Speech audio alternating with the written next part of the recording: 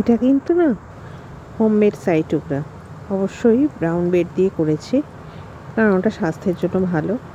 ময়দাটা অ্যাভয়েড করেছি। তো প্রথমেই একদম গাওয়া ঘি ফেলে কাজু বাদামগুলো একটুখানি হালকা ব্রাউন করে ভেজে নিলাম, এবং তারপরে এবার যে ব্রাউন ব্রেডগুলোর পাশগুলো কেটে নিয়ে সেগুলো ওই ঘিয়েতে ভাজতে শুরু করে দিলাম, এবং একটু যখন কালারটা খয়েরি হয়ে এলো তখন এক পাশে তুলে সরিয়ে রেখে দিলাম।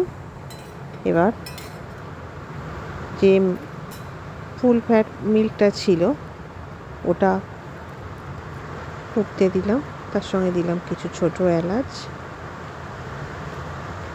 বেশ ফুটে অনেকটা ক্ষীরের মতো ভাব হয়ে এলে তখন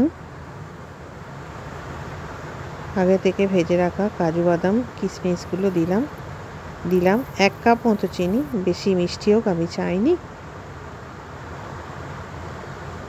এরপরে ঘিয়েতে ভেজে রাখা ব্রাউন ব্রেডের ছোট ছোট পিসগুলো ওই গরম দুধের মধ্যে ফেলে দিলাম, একটু নরম হয়ে গেল।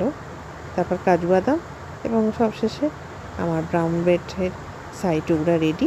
একদম হোমমেড, কোনো আর্টিফিশিয়াল কালার নেই। ট্রাই করে দেখতে পারেন। ধন্যবাদ।